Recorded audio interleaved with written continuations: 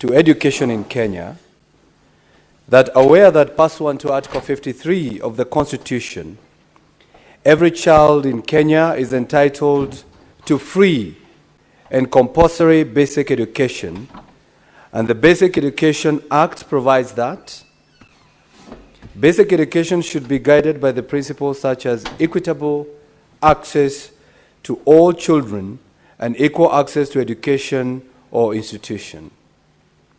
Further aware that many students in secondary schools and higher education institutions come from financially disadvantaged backgrounds, making it difficult for them to afford school fees and access education opportunities. Noting that over the years, various interventions have been made, including the issuance of bursaries through the National Government Constituency Development Fund, that is NGCDF, National Government Affirmative Action Fund, that is GAF, the Ministry of Education, and county governments through various county bursary funds. Concerned that, despite these efforts, school fees remain unaffordable for many parents, and the allocation of bursaries has been plagued by nepotism, favoritism, and political manipulation, lack of transparency and accountability. Further concerned that public learning institutions are primarily funded by the government through the Ministry of Education, and in the financial year 2024-2025, approximately Kenya shillings 656 billion was allocated to education sector, making it difficult to ascertain the specific funds granted to each student and the lack of transparency in the disbursement of bursaries from various agencies, making it difficult to determine the total amount allocated in a financial year, thus hindering efforts to ensure equitable access to education for financially disadvantaged students. Now, therefore, the Senate urges the Ministry of Education to, 1, audit the funds allocated to bursaries by both the national government and the county government, consolidate the funds distributed by various government entities and agencies with the aim of directing these funds directly to schools as supplementary capitation to facilitate the achievement of free secondary education. And number 3, calculate the cost of education per learner and make this information public for primary, secondary, and tertiary institutions, including a detailed breakdown of the annual financial requirements for each student across the country. Madam Speaker, we just concluded a session with the CS Education. How I wish he could have sat in to listen to this deliberation, because once the Senate, Madam Speaker, concludes on this matter, it will be taken to the Ministry of Education to at least implement on the proposals and recommendation of the Senate. Madam Speaker, I want to be on the record that we, or this motion, is not fighting bursary. Because, Madam Speaker, bursaries are lifeline. Without bursaries, so many students could not have attained education. Without bursary, so many children could not have gone to school. And without bursary, Madam Speaker, the rate of dropout and the illiteracy rate could have been higher than it is today, Madam Speaker. Madam Speaker, we are all here, or this motion, what it's trying to achieve, Madam Speaker, is one thing and one thing only. It is to fight discrimination when it comes to issuing of bursaries, Madam Speaker. Because, Madam Speaker, who gets the bursary? The person who gets the bursary, Madam Speaker, is that person who probably knows the MP, or who probably fills those forms, or who probably is in the campaign team of maybe those who are issuing bursaries, Madam Speaker. So when we look at it that way, we see that not every child gets bursary. So this begs the question, what do we do to make sure that the needy gets the bursary? The needy gets to go to school and to learn, and especially in secondary education, without paying any school fees, Madam Speaker. Madam Speaker, the Constitution, that is under Article 53, 1B, every child has a right to free and compulsory basic education. And secondary school is part of it, Madam Speaker.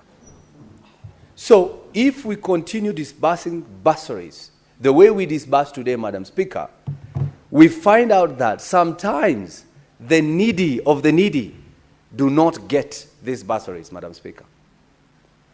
Madam Speaker, I want you to remember that the bursaries are also part of the national goal of achieving universal basic education and fulfilling Kenya Vision 2030. So everybody agrees that we require bursaries. Everyone agrees that we need to send our children to school and pay for their education. So this begs the question, are we providing that within the current setup or within the way the bursaries are issued? That is the question I'll be answering as I move this motion, Madam Speaker. But before I get there, let's ask ourselves, who currently issues bursaries? Who gives bursaries? And how much is involved, Madam Speaker? Madam Speaker, we have NGCDF, that is the MPs. They give bursaries for secondary school and tertiary education to an amount from 20 million to 30 million to 70 million per constituency, Madam Speaker. Madam Speaker, we have GAF by women reps. They give bursaries between 10 million to 15 to 20 million per year, Madam Speaker, per county. We have the county governments, that is the governors and MCAs, they give bursaries, Madam Speaker. The Ministry of Education also gives bursaries, Madam Speaker. The President himself also gives bursaries, and his bursaries are in the Labor Department, Madam Speaker, in the Labor Ministry. So the only person who does not give bursary from the 6 people who are voted for by Kenyans, all the way from MCA to the President, is only the Senator, Madam Speaker. And that's probably is a good thing, because now we can discuss this issue from both perspectives, those who give and those who do not give, Madam Speaker. If you do the math, Madam Speaker, if every constituency gives an average of 50 million per constituency, and we have 290 constituencies, Madam Speaker, that will be about 14.5 billion, Madam Speaker. I want you to put that in mind, that the constituencies gives about 14.5 billion for bursaries every year, Madam Speaker. The women rep, 15 million times 47, that is about 700 million, Madam Speaker. The county governments, they give bursary from 200 to 500 million per year per county. We go with the highest, Madam Speaker, 500 million per year. That will be about 23.5 billion. The Ministry of Education, who knows, Madam Speaker? We don't know how much they give us bursary. The President, who knows? We don't know how much they give us bursary, Madam Speaker. And that's why I'm calling for that consolidation and making sure that we get to know how much. And Madam Speaker, if we can approximate, that will be about 50 billion Kenya shillings going for bursary, Madam Speaker. Now that we know how much, Madam Speaker, that goes to bursaries, Madam Speaker, let me now tackle the question of how it is disbursed and why this motion is very important, Madam Speaker. Madam Speaker, there is a lot of fragmentation. Fragmentation means 5 people are giving bursaries, but nobody knows who is giving who, because there's no coordination. The President will give somebody in a certain constituency, in a certain ward. That person, the MCA does not even know who that person is. the women rep will give the bursary to a certain county in a certain ward, the MCA will not know who got bursary from the women rep. The MP will give bursary to a certain constituency in a certain ward. The MCA will not know who was given bursary by the member of parliament. Why? Because there's no data. We cannot be able to know who was given bursary by who. Even when the governor is giving or issuing bursary, Madam Speaker, sometimes you don't know who. Even the MCA, when the MCA now is also giving bursary, the member of parliament doesn't know who was given by the MCA. The member of parliament, the women rep, the president, and even the governor probably, they don't know who was given by the MCA. So this brings about multiple allocation. So if somebody is in the village, and as we say, his or her area is way higher, they will be able to know when the bursary is given by the governor, when the bursary is given by the MCA, when the bursary is given by women rep, when it is given by the MP, or even the president. So you will find such a person will benefit from every politician. Some of them even get more than they require for their students in school or for their children in school. So that's why we are saying we need to align this, Madam Speaker, that an MCA should know who was given bursary by the MP. The MP should know also vice versa, who was given by the MCA or women rep or the president. So that, Madam Speaker, we deal with inefficiency and duplication. Because if we cannot cure this duplication, we are losing money, Madam Speaker. And that's why this motion is suggesting, instead of sending an MP, probably sending an MCA, probably sending the president, or sending anyone, the question I asked here before on this floor, why don't we take all this bursary and put it in school, and especially secondary schools, so that we can make secondary education free of charge, Madam Speaker?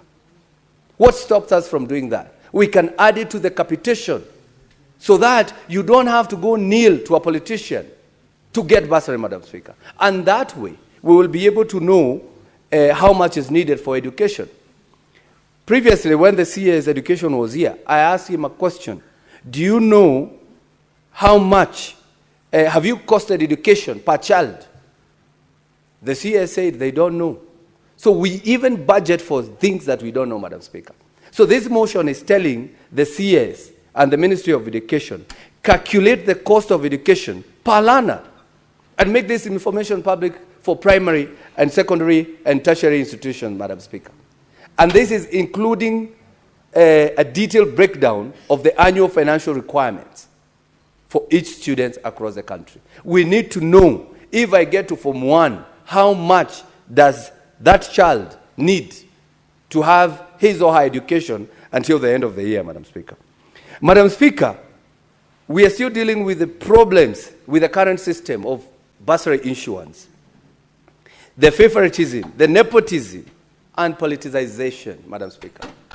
Madam Speaker, sometimes I feel like crying when I see our mothers sitting on the ground, sitting on the soil, on the grass, waiting for a politician to finish their speech so that they can be given 2,000 Kenyan shillings to go pay bursary, Madam Speaker. We need to restore the dignity of our parents, the dignity of our mothers and sisters, mothers and fathers, that we do not have to make them sit on the ground for them to get this 2,000 shillings that they need to take the kids to school. That money should be sent to school so that that education in secondary school is free, Madam Speaker. We need to restore the dignity. The way we do not give politicians money for NHIF or for SHA, such that anybody who is having a cold here, Madam Speaker, anybody who has a broken leg, I have money here from national government, you have to go to hospital, you get treated, and the government pays for that. That is what we are supposed to do with education. Go to school and study, the government will pay, Madam Speaker. Because I do not understand, why does the government give you money to go pay government? And this is actually the reason why I brought this motion, Madam Speaker. Why does the government gives you money to go pay government. It's like, Madam Speaker, I own a posho mill. I have unga every day in a posho mill. And instead of giving you unga, I give you money to come and buy from my posho mill. I give you 50 shillings, I tell you, come and buy now in my shop. Rather than just giving you unga, if I have to give you unga, Madam Speaker. So what I'm trying to say, Madam Speaker, we need to restore the dignity and as well bring about transparency. Because there's no public database. And this is what we are asking the Ministry of Education, that we need a database. We need to know, if I think about my ward, where I come from, where I was born, called Ngewa Ward in Kiambu County. If I go to the systems, I need to know who was given how much by the MCA, by the MP, by the governor, by the women rep, by the president, by the ministry. So that, Madam Speaker, we are able to be transparent and know who gets what, Madam Speaker. Madam Speaker, on the issue of what the motion is proposing, that the Ministry of Education to audit all bursary funds issued by national government and the counties, we need to understand how much that goes in as bursary, Madam Speaker. Madam Speaker, we also need to consolidate all bursary allocation into a single pool. And I want you to understand me clearly, because this might be misconstrued, like we are taking the bursary back to the central government. No, that is not what we are doing. Consolidation means, if you know you have this amount of money from all the bursaries, then after we calculate the cost of education per child, this money is disbursed directly to schools as supplementary capitation, Madam Speaker. So that is what this motion is looking for, that we should give these monies to schools so that education can be free, and especially secondary education. Madam Speaker, this will reduce administrative waste. Remember, every bursary fund has 5% to 10% of the administrative cost, Madam Speaker. We need to enhance transparency, eliminate double funding, and ensure that most vulnerable students are prioritized, Madam Speaker. Madam Speaker, I'm not the only one speaking about this.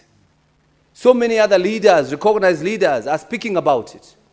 The Chief Justice is on record, Madam Speaker, saying that this issue of bursary need to be discussed so that we reduce wastage.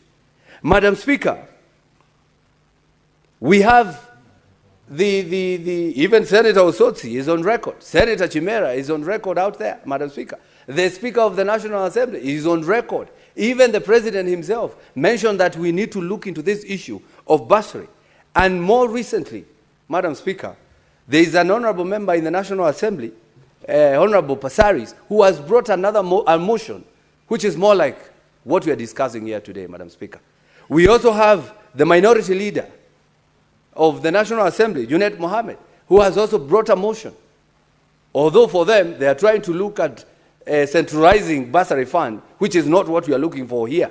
What we are saying is it goes to schools directly. We do not want to create one kitty where a child in Taveta will be coming to Nairobi to apply. No. Or a child in Kiambu or a child in Kisumu will be coming to apply. No, we should not go back to that one single kitty. What we are looking for, send the money to schools where the children are, Madam Speaker. And you should not even apply for bursary. What for? We know you are needy, Madam Speaker. Education should be free, just the way it is free in primary. It should be free in secondary, Madam Speaker. Madam Speaker, on the issue of, is this feasible, Madam Speaker? What's the legal and policy basis, Madam Speaker?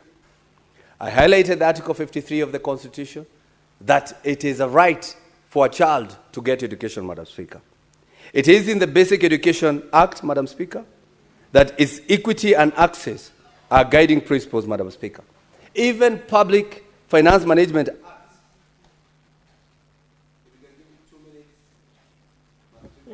Act. Allow him 2 minutes, please. Thank you very much, Madam Speaker. Even Public Finance Management Act support fund consolidation and accountability. And of course, Vision 2030, Madam Speaker. Madam Speaker, what does success look like? One, transparent bursary system that is supplementary capitation that is given directly to the schools. It is even better for children to apply for bursary in their schools, Madam Speaker, rather than in their villages or rather than at the mercy of any politician, Madam Speaker. We need to have a digitized beneficiary tracking system and audit trails, Madam Speaker, so that we are able to know who gets what when it comes to bursary allocation. Madam Speaker, I call all the senators to support this motion. We owe it to the children of Kenya to remove financial barriers to education. This is not a partisan motion. It is a motion for equity, accountability, and national cohesion, Madam Speaker. A consolidated bursary system is the only